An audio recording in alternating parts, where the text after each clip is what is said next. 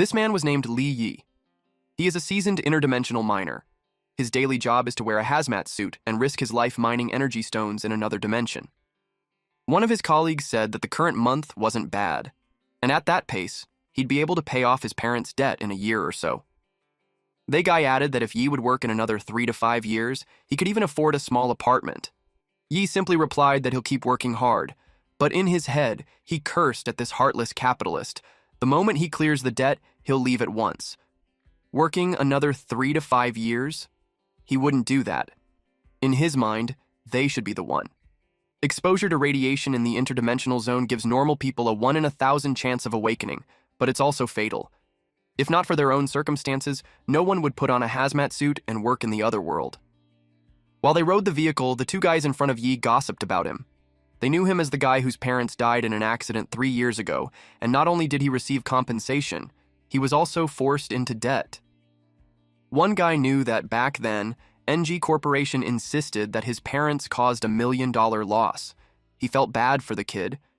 The other guy replied that there's nothing to pity because it was the kid's fault, since he's weak. He added that if it was him, he'd fight to death to make the corporation pay up. The guy joked that he thought the man would make them pay for their lives. The man replied that there's no point since those people are already dead, so he might as well just make some cash. He heard it all, especially the part when they called him weak. In his mind, there are times that the person becomes weak not because of themselves, but because the world is insane. When everything was ready, it was time for them to work. They thought there was a cave-in when the ground shook. One guy called them out for screaming just because of a minor tremor, but the guy replied that he had never heard of earthquakes in other dimensions. Another guy added that he never heard of it either, despite being in a lot of zones already. They wondered if it was caused by monsters. They suggest not working there, especially when the place had interdimensional humanoids before.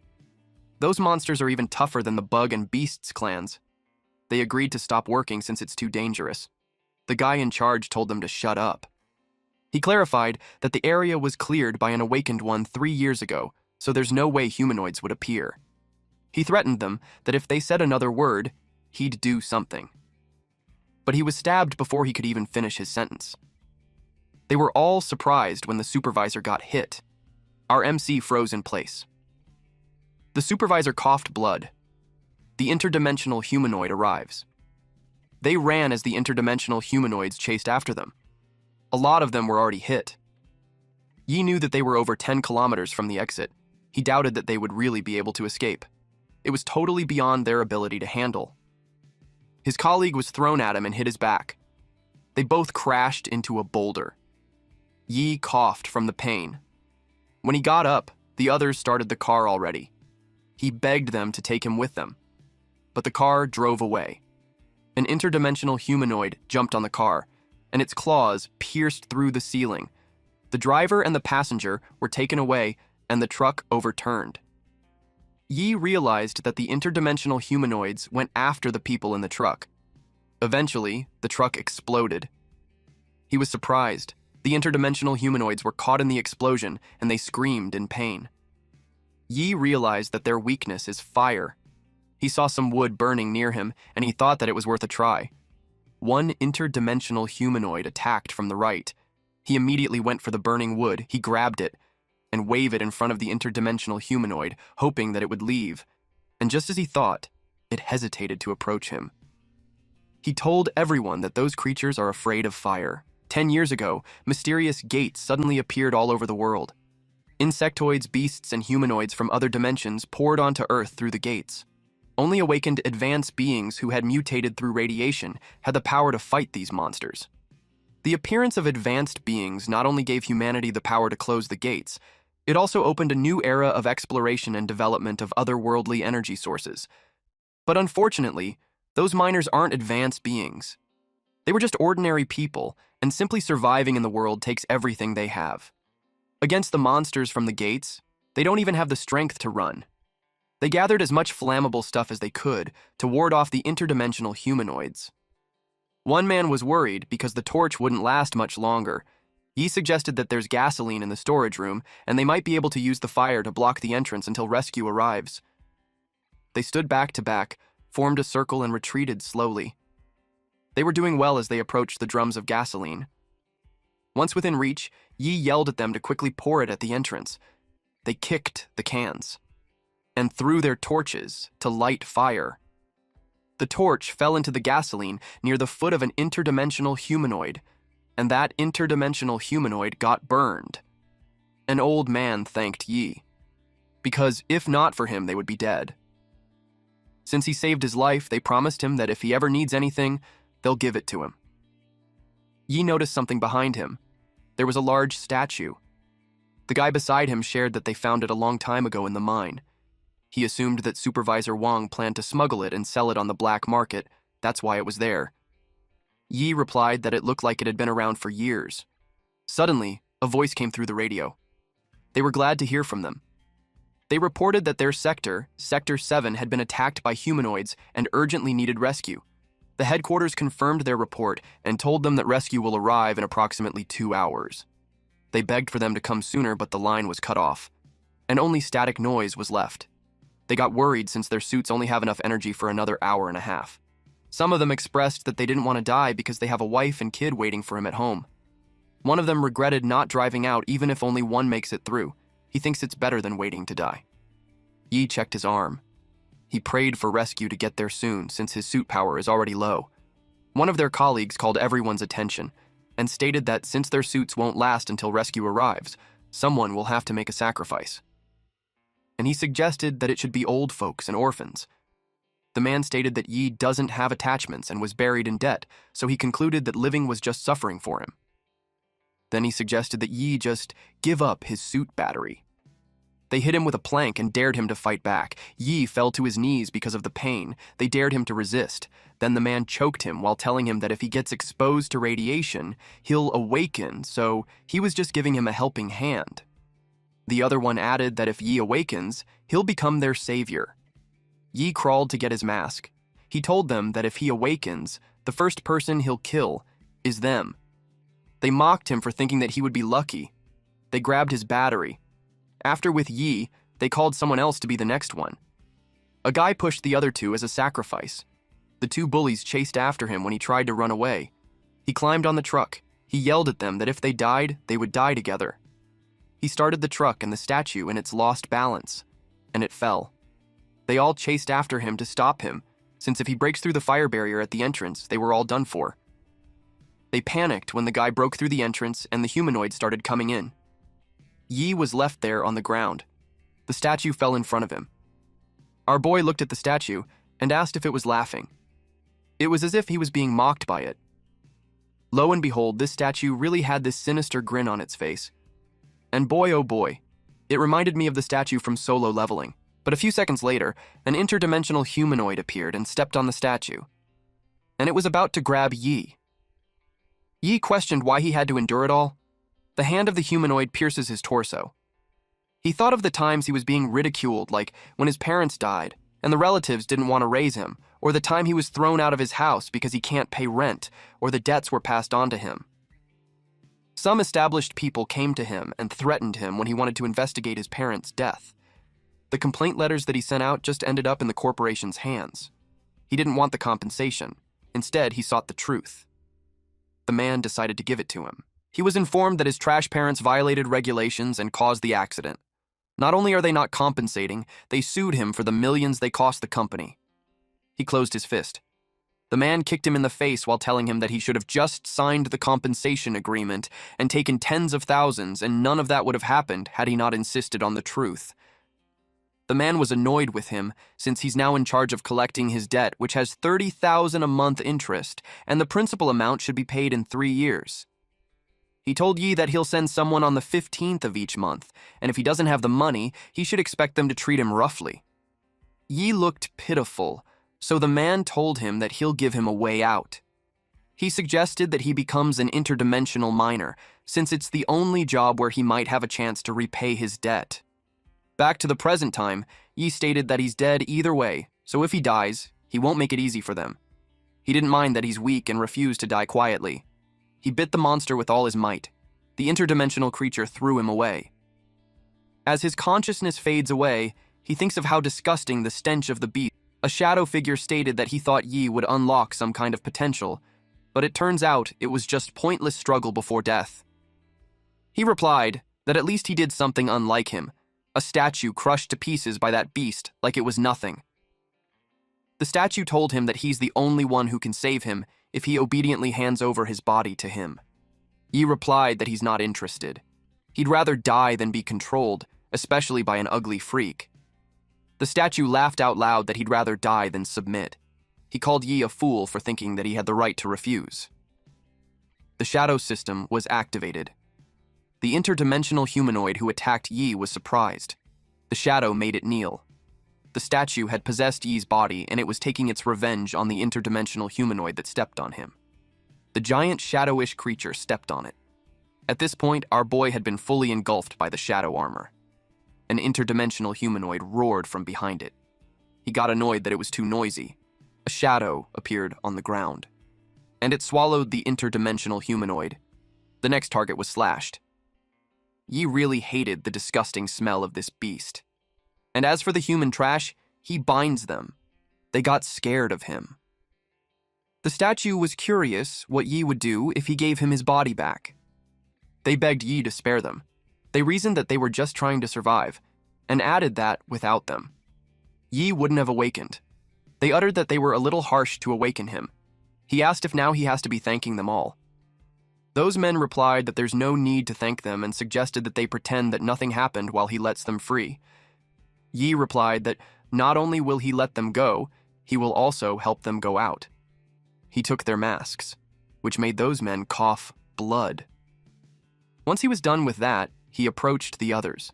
One of the guys reasoned that he didn't do anything. Unexpectedly, Yi gave them the batteries from the guys before. The statue whispered at Yi to put away his useless pity, because it will only get him killed. Yi told him to shut up since he doesn't need his preaching. The shadow challenges him to see if he's still that tough when he's on the brink of death. When he went out of the cave, he saw more humanoids. He didn't expect that there would be so many outside the cave. The shadow told him that he could hand over his body to him, or he could deal with the trash by himself. The shadow couldn't believe that his legs were already shaking from the simple rabble. The shadow reminded him that without his power, he was nothing. Yi jumped to avoid the attack while replying that he doesn't need his preaching. He kicked the claw of the humanoid. He noticed how light his body feels. The humanoid tried to slash him, while one of those creatures sneakily attacked from behind.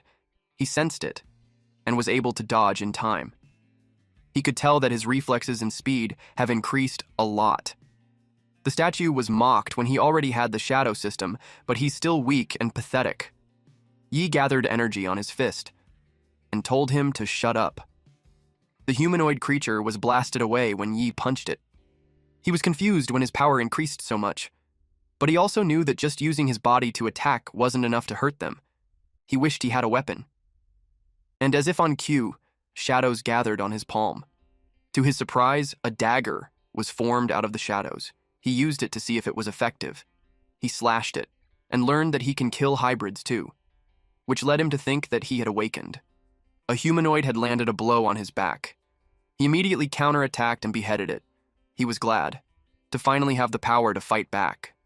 Blood splattered on the ground. Yi laid there, breathing heavily. He killed all of those abnormalities. Then the system notified him that his evolution was successful. He is now at E rank. The next thing we know is that Yi lays on the hospital bed while the nurse and the doctor check on him. The nurse reported that he had no injuries at all, and all vitals are normal, so it was a puzzle why he hasn't woken up yet. The doctor replied that it's normal for an ascender, especially in Yi's case where his stamina is totally drained, so his body needed to adjust to the new level. The nurse got interested in Yi when she found out that he's an ascender. She asked what level he is. The doctor noticed how she got excited and replied that they'll find out when he wakes up. The doctor told her that they will go to the next room, but she wanted to stay a little bit longer to stare at him since she finds Yi handsome. Meanwhile, the shadow was bothered that what he possessed was a human, an E rank, no less.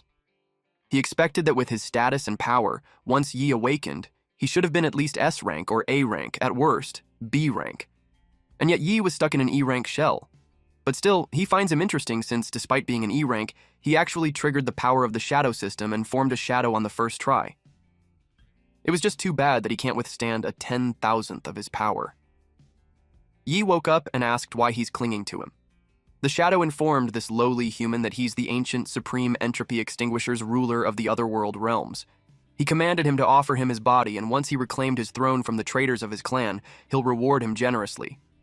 Yi thinks he's just making up stuff. He added that there's no way he'd give his body to something ugly like a cockroach. The shadow was insulted. Then he urged Yi to offer his body at once, since that's the only reason he exists. Yi wondered why it had latched onto him, of all people. He considered the possibility of it being an evil spirit possession. Or perhaps it was simply enamored by his beauty. Given the person's seemingly unstable demeanor, Yi knew better than to provoke him. At one point, he even feared the man might try to force himself on him, something he thought he could handle. What truly unsettled him, however, was not knowing the entity's gender. He had a lot more intrusive thoughts, and it started to annoy the shadow. The shadow asked him what kind of nonsense he was thinking. It regretted having to choose that E-rank human being. If the situation hadn't been urgent, it would have picked an old dog over an E-rank trash. The shadow told him that he has 3 days. And if he doesn't reach D-rank within 3 days, he'd erase him completely. Yi got confused because from what he knew, he was in a hospital, and yet this shadow threw him in a portal. The shadow told Yi that he's in the insect nest, the E-rank trial of his race inside the gate of the otherworld. He told him that every Skyborn clan member can only attempt it once after reaching adulthood, and since he possessed Yi, it refreshed his trial count. A shielded armor beetle appeared. Yi was surprised that he knew that species. The shadow informed him that the shadow system that he was given reads from his knowledge base. He expected him to get used to it eventually. Our boy thought about the shadow system. Then he took out his dagger and slashed through it. He was surprised at how fast he was. The beetle hissed angrily. Yi knew its blind spot and targeted it. He jumped high so he could hit the beetle's back. After that, he landed behind it. The beetle immediately counterattacked. Yi had to pierce his dagger on the ground to find his footing. He didn't expect that its shell would be hard. The shadow called him useless. Then it asked if Yi only had brute force. Yi replied that how he fights is none of his business. The shadow warned him not to come begging for help when he lost. Yi was starting to get annoyed. He wondered if the beetle really has any weak points. It deflected his attacks and blasted him away. He crashed on a wall. He noticed a sticky liquid on his shoulder. The shadow told him to get up. Yi saw that it was from the beetle's cut, and it was its blood. He grinned when he finally found its weakness. The beetle attacked aggressively. Yi was determined to show who's the real coward. The shadow was surprised that he used Shadow Eye. He was able to cut some of the limbs. The shadow teased him by asking what was the point of breaking just one leg. Yi replied that without one of the front legs for defense, it will be much easier for him to hit its weak spot, and he needed to have a more effective weapon for that. He turned his dagger into a lance. He pierced the underside of the beetle to force it to get up. He knew the reason why the beetle was lying still, because its weak spot is its abdomen. He was exhausted, but he won. The beetle dropped a crystal. The shadow teased him for being out of breath from killing a mere E-rank shield bug. He suddenly felt a surge of power entering his body. He absorbed the crystal and realized it was an EXP pack. The system notified him of plus 0.2% to advance to D rank. The shadow notified him that it was an energy stone, and it has a chance to increase his ability level. He could sense that something was approaching, but he couldn't see anything. The shadow suggested that he use the Shadow Eye to look. He asked what the skill was. The shadow told him that he just needs to focus his shadow energy into his eyes to activate the Shadow Eye skill. He followed it and successfully activated his Shadow Eye level 1. The creature threw spikes at him. He almost got hit. When the spike got stuck on a rock, it emitted green, foamy substance. Yi asked what those darts were. He could sense the attack again. He was agile and flexible enough to evade it. He questioned if the Shadow Eye is defective because he couldn't see clearly. The shadow replied that it's not that it's ineffective, it was just because he's too weak. Upon hearing that, Yi decided to gather more energy.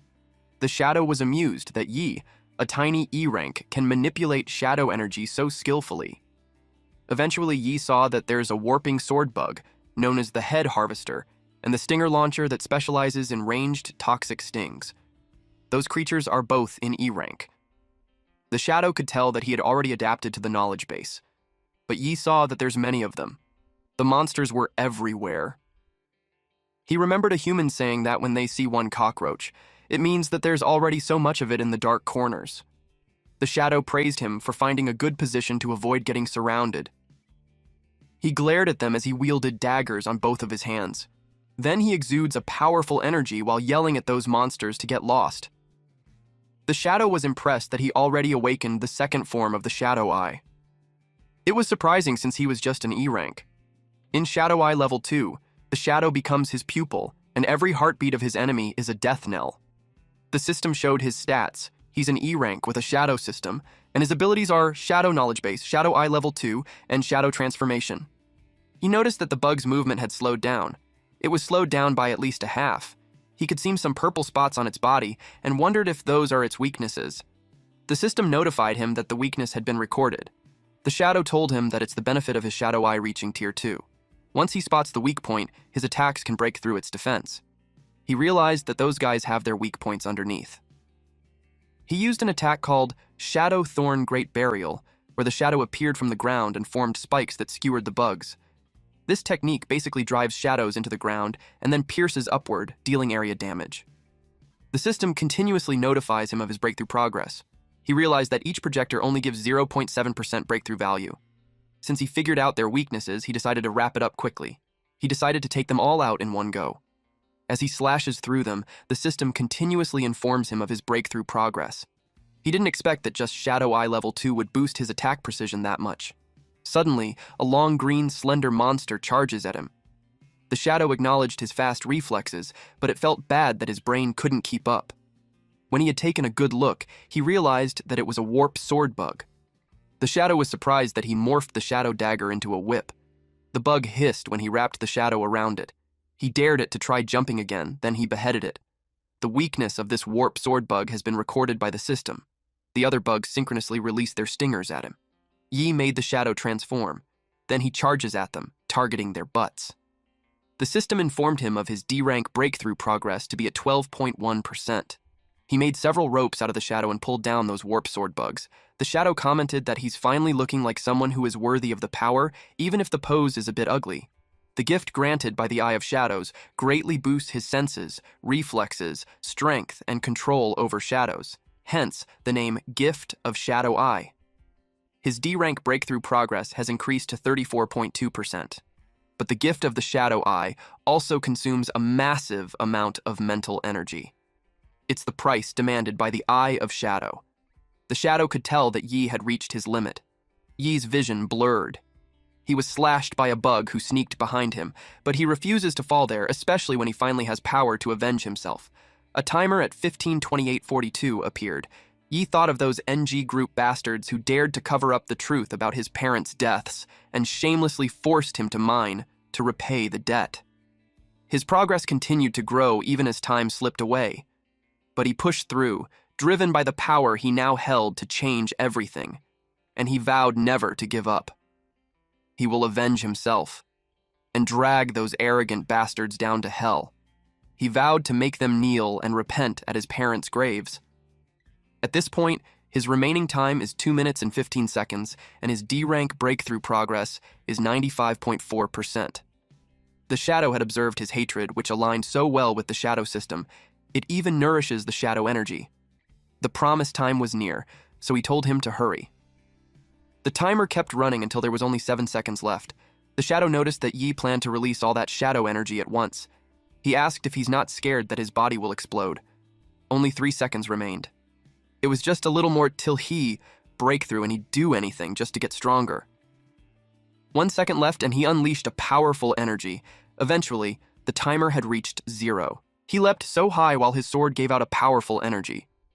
In that single powerful strike, he defeated all those bugs and reached 100% D-level breakthrough rate. With that, he was promoted to D-level. He was exhausted. The shadow teased him that he barely made it, but now he'd call him Little D. He glanced at the corpses and saw a weapon. The shadow explained to him that the insect nest used to be a beginner trial field for his people. The dagger, in human standards, would be at a level. Yi was confused that he called it a dagger when it's a great sword. It made him ask if all of the shadow's people are giants. The shadow replied that compared to his energy, those weapons are nothing. Yi doesn't agree to that. He decided to store them away. The shadow asked him if it can be used for something else. He replied that he's going to sell it. But he knew that only D-level awakeners can sell equipment, so he planned to stop by at the registration hall first. At the hall, Yi couldn't believe that he ranked at E-level. The receptionist explained that even when his physical stats are decent, there's no detectable energy fluctuation, so he's rated at E-level. And the record showed that he's a minor, so E-level advanced gets a 15% salary increase. When they left the hall, Yi sarcastically uttered that the shadow system is unmatched. The shadow replied that it's the human's limited perception that can't detect shadow energy. Thinking about it, Yi realized that being undetectable is a good thing. But it makes selling gear a bit harder, at the black market where all shady things happen. The shadow commented that it's fitting for the shadow system. Yi walked inside quietly. The men gossiping didn't notice him at first until someone pointed it out. The shadow commented that humans are funny. They embed a few gems on some iron and call it divine gear. Suddenly, he feels sorry for Yi. A man shooed Yi away. He looked down on him for being a minor and assumed that Yi couldn't pay for anything. Yi asked him if that's how he treats his customers. The man doubted that he's a customer and questioned him on what he could even afford. Our MC told him that he doesn't want his stuff anyway. He uncovered the great sword and demanded that their appraiser see how much his sword is worth. A woman clinging to a man's arm appeared, and she questioned why he brought her to a stinky place. The man is Zhou Ting, a D-level, and the woman is Su Qing, a civilian. The shopkeeper left Yi and went to entertain the young Master Zhou. He asked him if he had something good to sell. Ting replied that he got a decent sword from the gate of the otherworld, and he planned to sell it so he could buy his girlfriend a new car. The shopkeeper recognized that it was a wind howl sword. The weapon comes with a boost attack. It was a hot item among D-levels. Yi recognized Su Qing. She was horrified to see him. When his parents died and he didn't get any compensation, she left him. She was harsh on their last meeting. Ting asked her if she knew him. She denied knowing him and lied that he's a fan of her since she's an influencer. Ting got annoyed with Yi and insulted him by calling him trash. He told him that the junk collection site is at the end of the street, so he should just take his junk there before they close. He yelled at him to get lost. He attempted to attack Yi with the sword he's going to sell, but it hit the great sword instead. His eyes widened when he saw that his sword got shattered. Yi told him that it was his sword that was real junk. Qin asked how it happened when he told her that the sword cuts like mud and was worth a lot. Ting got annoyed and attacked Yi with a punch. Ye noticed that Ting was too slow. He sidestepped to avoid being punched. Ting commented that his skills aren't bad. He attacked again. He continues to attack while Yi swiftly evades all of it. In Yi's head, the attack is way slower than the trials in the insectoid nest. While Ting was starting to get annoyed since he thought Yi was just a minor, but then he couldn't even hit him, even though he's D rank. He tightened his fist. Yi formed his shadow with a whip and wrapped it on Ting's fist. Ting yelled at him that a miner should crawl back into the mine. He asked if a dog shouldn't crawl back on the surface. He yanked the shadow whip and made Ting fall on the ground. Qing got worried for him. Yi mocked him by saying that he's fond of being a dog. Ting's anger heightened and he charged at Yi. Unexpectedly, a man with 2 guards entered and told them to stop. Ting was surprised to see Boss Wang. Wang is a D rank and the supervisor. He told Ting that even if he's a longtime customer, fighting in his shop is going a bit too far. Qing defended that the damned miner broke Ting's sword, that's why it led to that. The miner caught Wang's attention. He asked if Ting's weapon really got broken by his hand. Yi explained that it was him who attacked first, so if he broke his sword, it wasn't his fault. Wang asked him if that was really the case. Then he whispered that the sword in the kid's hand doesn't look ordinary. He asked if the same rule applies. Ting agreed to it since he'll get the money and the item for Wang. Wang told Yi that he'll act as a mediator. He asked if he could take a look at the sword first. When he grabbed it, he was surprised. The sword weighs over 100 pounds, and Yi had lifted it so easily. It made him wonder if Yi was an advanced one. He decided to test his limit first. He asked him where he got the weapon. Yi questioned them on when did the black market start checking owner IDs and item origins. He replied that he was just curious, and if Yi didn't want to say it, it was fine. Yi simply replied that he picked up the sword while mining. With that, Wang had confirmed that he's just a lowly miner. He checked the sword and stated that it was tough, but it has no added attributes. And at best, it's only worth a few hundred, whereas if Ting's sword wasn't broken, it would be worth over 2 million. Wang told him that since he's just a miner, life must have not been easy for him, so he'll just buy the sword for him. And he'll only have to compensate Ting with 2 million, and he'll cover the rest. He made it sound like he's doing Yi a favor. He stated that it was his good deed for the day. Then he asked Ting if he agreed. Ting accepted the condition since he stepped in. Ching told him that there's no way a miner could have 2 million, and she reminded him that he promised to buy her a car. Ting whispered to her that selling his organs will still get them 2 million. With that, Ching agreed to their plan. Yi could tell that they have it all planned out. Wang challenged him if he had a problem. He smirked and told them that the one with a problem wasn't just him. And then he started emitting the shadow's aura all around him. Wang's men attacked to cripple Yi. Wang stated that the pointless fight isn't worth his time. He suggested that they head to the waiting room and wait. Ting agreed to that, but to their surprise, a man went flying in front of them. Wang reminded this man named Biao to be careful, because if he breaks the merchandise, he won't be able to pay for it. Yi kicked the other 2 men. One went flying towards Ting. He kicked the man before he crashed into him. He commented that working the mines built up his strength. Yi told him that it's his turn. Ching wondered when he got good at fighting when he's a miner. Ting admitted that his moves aren't bad and he could take down a few nobodies. But he stated that in front of a D-rank advanced, he's just still trash. Yi raised his hand and slapped the shit out of him. It angered him since not even his dad dared to hit his face. He vowed to kill him. He threw a beam on his way and Yi blocked it with just his hand. He deflected it so well. That made Ting confused about what's happening. He described that it was like there's an invisible wall. Yi told him that since his dad didn't hit him, he'd do the honors to teach this ungrateful brat a lesson. Ting was scared and yelled at him not to get any closer. Ching couldn't believe that Ting, a D-rank advanced, could lose to a miner. Yi morphed the shadow into a spiderweb where Ting and Ching got caught in it.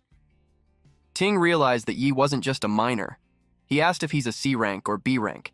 He simply replied that he's an E rank miner certified by the guild. Ting couldn't believe that. He raised his hand, and Ting got nervous. Ting stated that he's a member of the Black Panther gang, and if he touches him, he'd be going against them.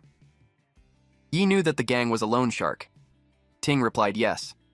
With that, Yi didn't hesitate to punch him continuously, while Ching screamed out loud.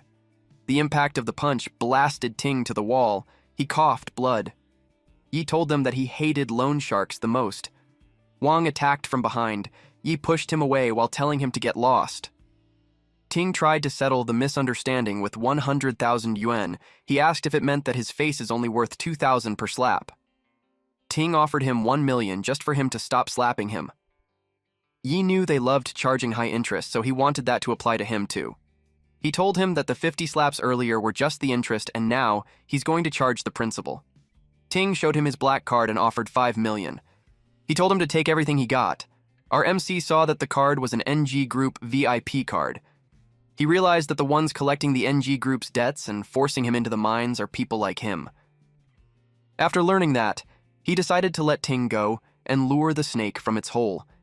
He took the card while saying that the Black Panther gang has squeezed millions out of him over the years, so with him taking the card, it was like returning the money back to its rightful owner. Ching helped Ting up while asking him if he was okay. He pointed out that she mentioned that he's just a miner. She reasoned that she had no way to know that she got powerful. He slapped her and blamed her for saying that he's a miner and causing him to let down his guard. He knew that his money wasn't easy to take. He called someone. The man on the other line just finished beating up people and answered his call. Ying called his brother Panther to tell him that he needs to stand up for him, because just recently someone stole the treasured sword that he was going to offer to him and even threatened to wipe out the Black Panther gang. Panther told him to send the guy's info. Panther's lackeys reported to him that they got the item. He also asked what they're going to do with those people. Panther asked him if there's any people there. They don't see those people as humans, so they replied no. And he cut up the bodies into pieces. Panther told the guy that the kid that Ting reported is his now. There was an entry on the Shadow Knowledge base, and it's about the NG Group. It is a massive multinational corporation and the main culprit behind the death of Yi's parents. The next day at the guild, a man approached Yi to ask if he could help him with anything. Yi answered that he's looking for a task that suits him, an E rank advanced. The other men who heard him told him that he's in the wrong zone since the lowest level of tasks in there are D rank. They laughed at him, saying that he's trying to get himself killed. Other people butt in, saying that it's funny that an E rank dared to talk big. One person added that E ranks survive from depending on them like parasites. They told Yi to leave and wait outside for teams that will need him. The crowd chimed in, saying that he should be at the entrance by the garbage pile since trash should stay trash.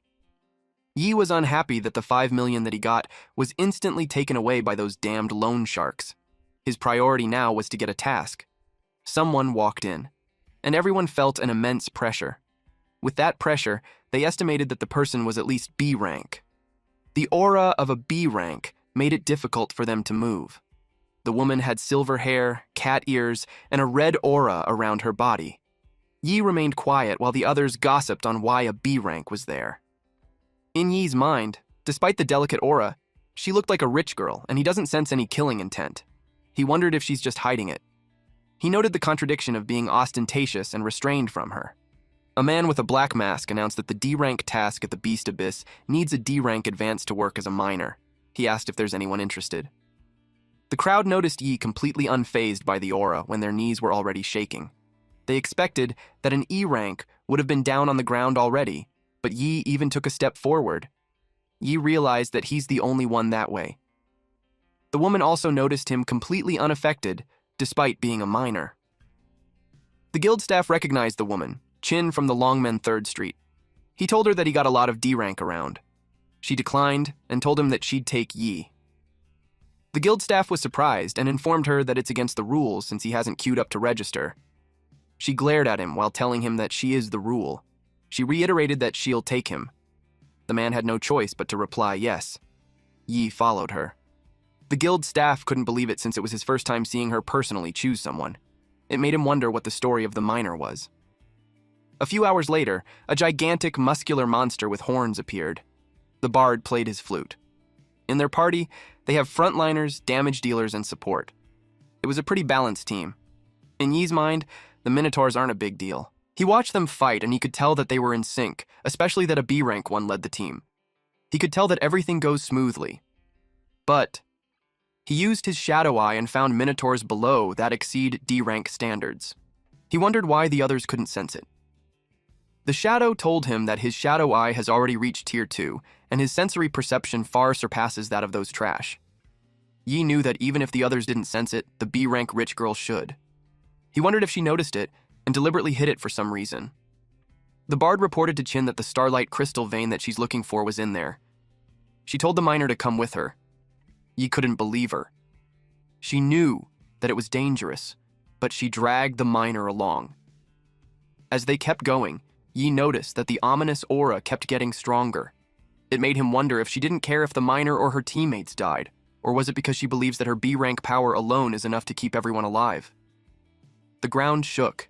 Then, out of nowhere, Yi and Chin fell on a pit. Luckily, they landed safely on the ground. Yi noticed something ahead. There was a D-rank Minotaur beast man. I saw her draw her sword. He anticipated her move. Her red aura formed eyes in front of her, but she didn't budge. She retreated behind him and told him that she'd cover him so he should go. Yi had to remind her that he's just a miner. She blushed. Her knees weakened and she told him to get out there. Yi couldn't believe her. She's a B rank, but she won't fight and she expects him, an E rank, to handle it. Yi had no motivation to risk his life, especially when he gets miner wages only. But then she promised him $1 million if he takes them out. He replied that it was for the money's sake, that he'll force himself. He took out his dagger to take action. 3 Minotaurs attacked altogether. One of them engaged with him while the other 2 ran past him. They targeted Chin. That got Yi worried for his $1 million. She created a red aura around her and blasted them away. He didn't expect her to have a move like that. He admitted that he misjudged her. A Minotaur leapt towards her. Yi rushed to her aid and slashed the monster away. He teased her for having a face that attracts hatred, but when he checked on her, she's already running away. He cuts through the Minotaurs, while telling her that she's hopeless. She was out of breath already from running so fast. She expected to be safe already, but little did she know, a minotaur was behind her. She turned around and was surprised to see it. She wondered why it wasn't afraid of her. The minotaur lifted its wooden weapon. Yi finds it strange that she's not fighting back when she clearly has the ability. Her bracelet glowed, and it created a barrier around her, and that blasted the minotaur away. Her bracelet broke. Yi realized that it was a protective charm, and her move earlier wasn't from her own power. He asked her if she's a non-combat type advanced. She was embarrassed as she replied yes. She told him to keep it a secret. He replied that it will cost her an extra. More minotaur arrived. He asked why it was only attacking her. Shadow Eye level 2 was activated. He saw a silhouette of someone. It actually masked its presence, that's why he didn't sense him first. The minotaur's abnormal behavior was influenced by those strange fluctuations. Chin called out to him when a minotaur came close to her. He slashed its head. But he was in a pinch when more minotaurs gathered. He couldn't do area skills because Chin might have caught up in it. And if he didn't finish them all soon, he'd get worn down eventually. Since the target was Chin, he decided to give her to them. He told her that since both of her protective artifacts are used up and she's a non-combat type, she better be careful not to get ambushed. That embarrassed her. She couldn't believe that he said that out loud. A silhouette appeared behind her. The man unsheathes his knife. He was worried that a mere minor almost ruined his setup, but he still found his chance to kill her. The man wanted to hurt her because of her father. He slashed her. But before his attack landed, Yi already cut off his arm. All the while, Chin had no idea. That man was a bard. He was surprised. Yi informed Chin that the bard used infrasound to control the minotaurs to attack her. She was surprised that it was Luden. Luden laughed at his carelessness of falling into the hands of a minor. He told him that he hasn't won yet. He collected the red energy from the minotaurs. And he formed a gigantic red misty minotaur. He wanted to demonstrate how terrifying a control type can be. From the aura, Yi could tell he's a C-class. Chin was surprised that Luden absorbed the beastman's life force to strengthen himself. Suddenly, lava appeared on the ground. She suspects that he's upgrading into a C-class lava minotaur. Yi couldn't believe that from D-class he immediately became a C-class. The chat was so wild that he felt inferior. A lava minotaur C-class appeared in front of Yi and Chin, who are both D-class. The minotaur roared loudly and attacked him. Yi blocked its attack by creating a barrier. Its next attack was a powerful explosion.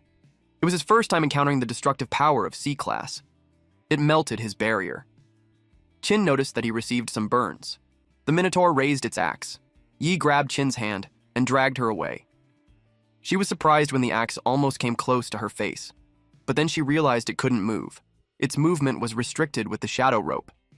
She asked Yi if he's a control type too. He told her that he can't restrict him for too long, so she better run. He instructed her to run as far as she could once she entered the labyrinth. She was confused that he's not coming with her. He replied that he had to buy her time to escape. She got worried for him. He told her to hide herself well, and he'll come find her soon. It's not that he personally cares about her, but to him, she's $1 million investment. Luden, who became the lava minotaur, searched for him. Yi appeared behind him. He asked where he hid Chin. Then he attacked him with his axe. Yi suggested that he take a guess. He was taken aback that Yi appeared behind him and slashed his leg. But Yi was caught off guard. Because not even the cracks in the rock can be broken through. Luden laughed at him for being stupid since he used a knife on a stone. Then he counterattacked with a punch. Yi had a hard time dealing with the large area of lava. He decided to lure him into an open space. He ran and Luden chased after him. While Luden charges forward, he asks if running is all he can do. Yi activated the Shadow Eye. He believes that no matter how strong he is, there is still a weak point. Luden planned to kill him first, then he'll search for Chin. He yelled at him to die. Yi found his weak spot. He targeted that. He focused on it. Luden told him that he knew what he's up to. He added that his little tricks are useless. Yi was overwhelmed with his incredible power. He couldn't believe that it was just C rank. Yi was backed on a wall and Luden rushed straight towards him. but he just stood there waiting for the right moment. Luden was amused that he's not running anymore.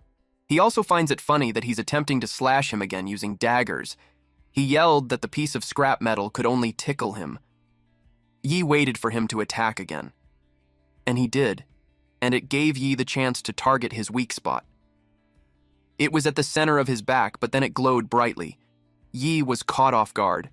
The lava-like spot in his back was so hot that even the shadow energy can't fully block its heat.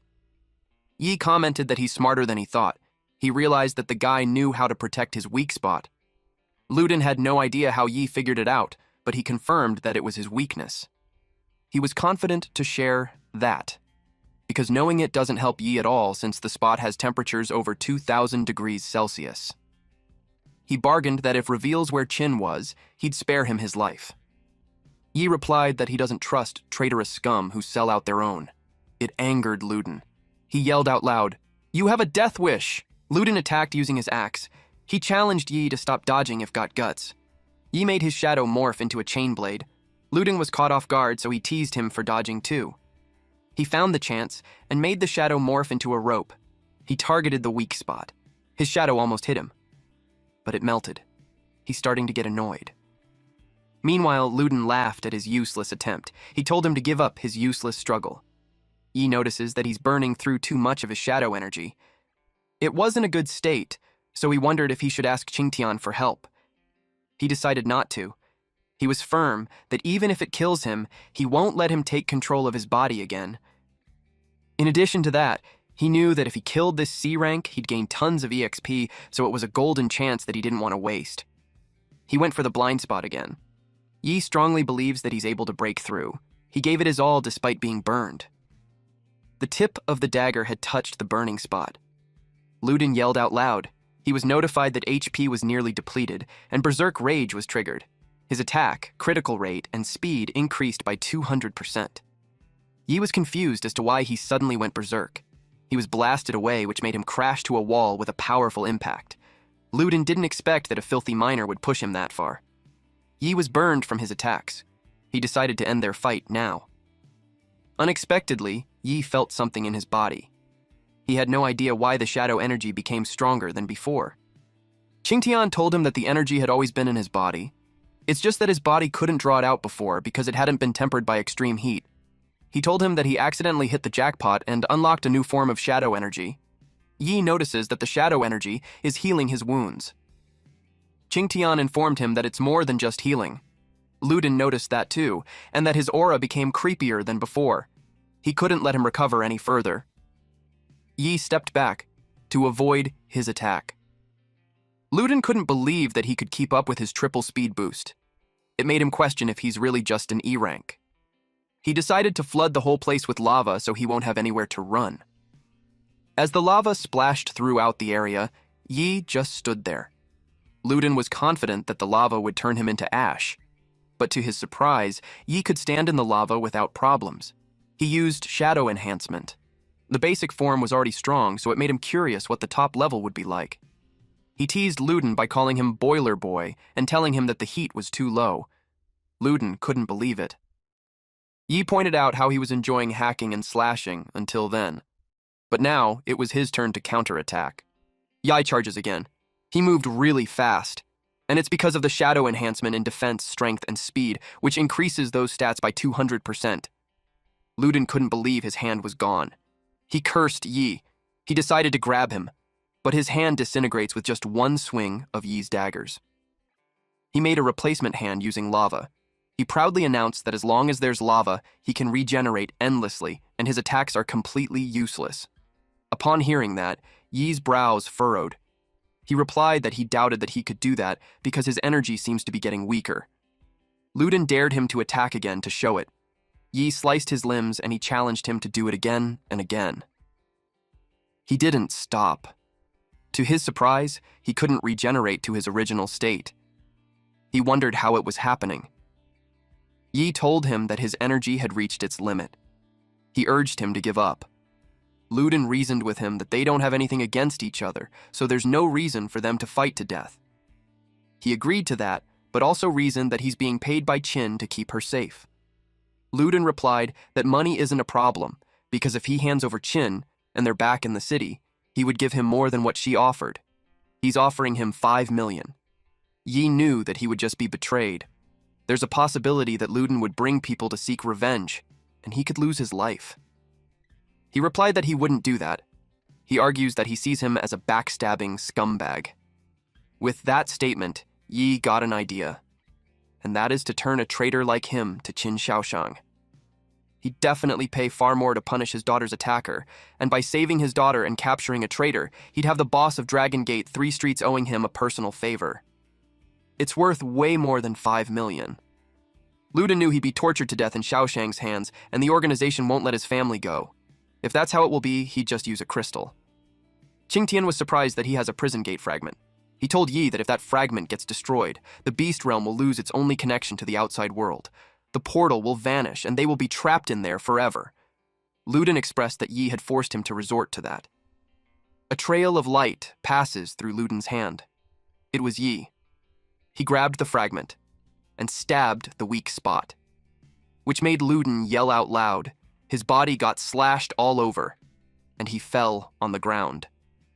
After that, the core was pulled into Yi, which gives him a skill upgrade. Shadow Sense 2 became the ultimate Shadow Sense. A rumbling sound followed. Qingtian informed him that without the lava and Minotaur's energy keeping it stable, the beast realm is collapsing. At the beast abyss, exit. They made it out. The other players were talking about how it was terrifying and barely made it out. Qin expressed to Yi that she had no idea that he was that strong and way beyond E rank. She invited him to join Dragon Gate 3 Streets since she's certain that her father would treat a fighter like him very well. Yi replied that he's not interested in joining any organization, and he requested her to keep his abilities a secret. She didn't push further, and instead she gave him his reward. Before he leaves, he asks her if Dragon Gate 3 Streets deals weapons like his sword. She inspected it and told him that she will need to take it back for appraisal and assured him that whatever it is worth, he'll get every penny. He's fine with that. He could tell that she's knowledgeable about weapons. If she got good eyes for it, he just found himself a buyer for all his gears. He's also fine if she turns out to be a cheapskate like Boss Wang. He's still not a losing end either since he had $1 million in his hand. Once he reached home, he inspected the prison gate fragment. He was curious about what it really was. Qingtian replied that as long as he has enough fragments, he can make his strength reach S rank or even higher. The rank enticed him. With the prison gate fragments surfacing again, it made Qingtian question if those bastards are still out there. He knew he needed to speed up his recovery, and that kid was the key. He imagined that one day the kid will have to face things beyond human understanding. He contemplated if it's time to warn him already. Eventually, he decided that it was too soon and that it would just terrify the kid. He decided to let him get stronger first, at the NG Group E-Class Wraith Zone. The place was under lockdown due to the mining incident. Yi stood at the edge of the cliff and surveyed the area. He saw that there's 1 B-Class and 3 C-Class guards. He couldn't believe that they deployed that many advanced fighters to guard it. Just as he thought, with his current strength, there's no way for him to uncover the truth yet. Qingtian asked what was worth investigating on a lowly E-Class dimensional rift. He replied that his parents' death and the truth behind them are there. Back then, he was given 200,000 as compensation from the NG Group. He was encouraged to take the money and to sign a form to acknowledge that his parents' death was accidental. When he didn't move, the arrogant man asked him if it was not enough. He replied that he wants the truth. The man insists that there was an accident and his parents and the other miners died. But Yi refused to believe it since both of his parents are C-Class awakened. He wanted to go in and check, hoping that they were still alive. A large, muscular man grabbed him and informed him that anything can happen in a Wraith Zone, even C-Class can die.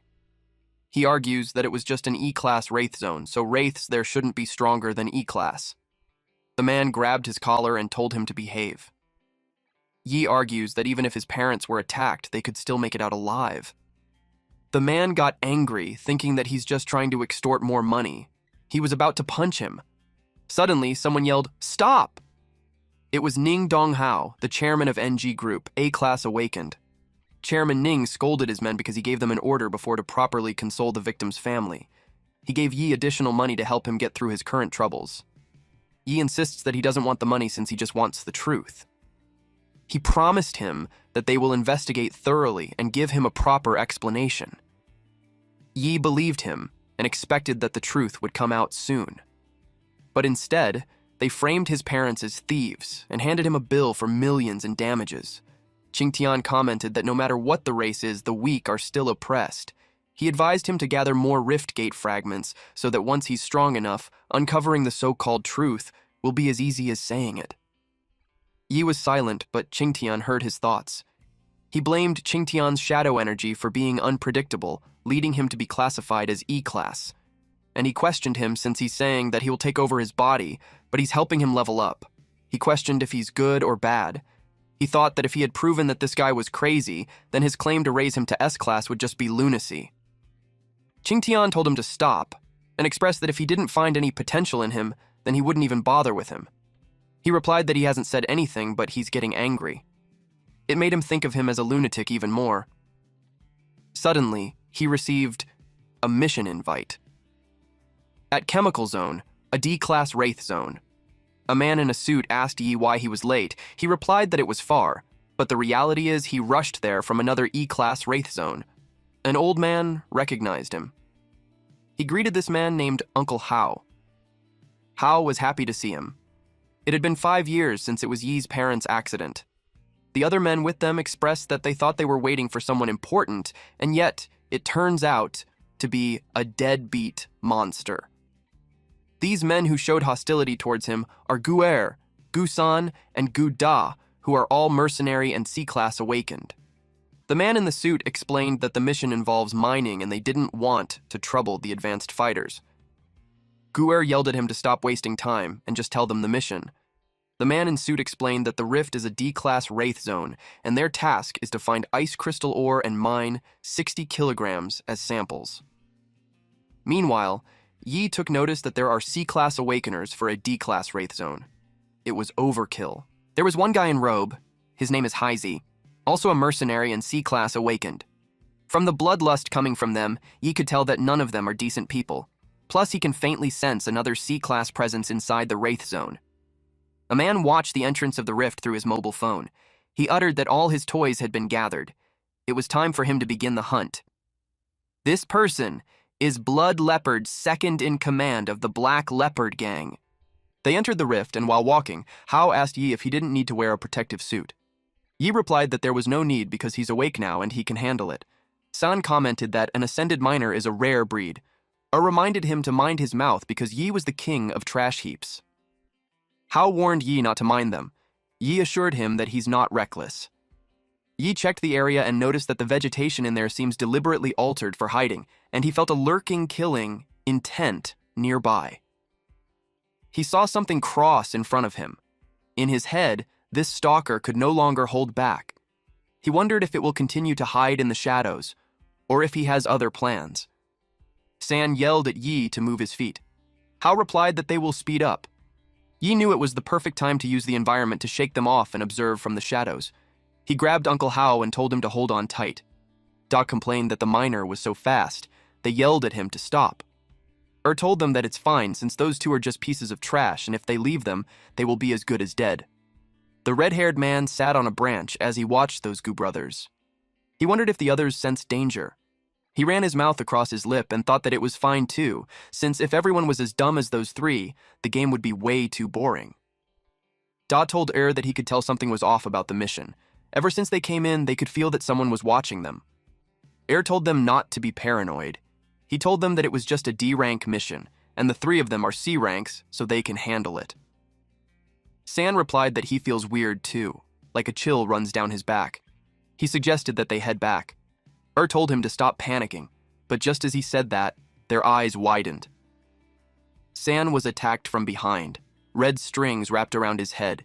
He recognized Blood Leopard, told him to let him go and they can talk it out. Blood Leopard replied that they kept provoking their Black Leopard gang over and over again. So there was nothing to talk about. He pulled the strings and that chopped San's body. Those two watched it happen. Da was engulfed with his anger and charges ahead. Tried to stop him. The red strings caught his fist. and his whole body was wrapped in strings. The strings cut through his skin and eventually chopped his body. Was terrified, so he ran as fast as he could, while Blood Leopard was in a frenzy since he liked fearful prey the most. Meanwhile, Yi and Hao rested for a bit. Hao asked him why he ditched those other awakened men. Yi inquired if he offended anyone or any faction recently. Hao replied that he's just a minor, so there's no way he would offend someone. He asked him why. Our MC revealed that the mission is a death trap, and someone wants all of them buried in that twisted place. Hao expressed that he's scared. Yi told him that if he knew something, he should tell him. Suddenly, appeared and yelled at Yi for not saying anything, even when he noticed something strange. He blamed him for the death of his brothers. Yi commented that wasn't useless at all, since he helped draw out the mastermind before he died. That statement angered him. He asked him what he said. Yi repeated what he said, that was about to die. Was surprised to be caught in red strings. Blood Leopard told Yi that he didn't expect him, a minor, to be that interesting. Yi had activated Ultimate Shadow Eye. Thank you all for watching. Please watch this next Giga Chad video, and I'll see you guys next time. Also, support the channel by joining the Summon Club membership. You can also support by just liking the video and being awesome.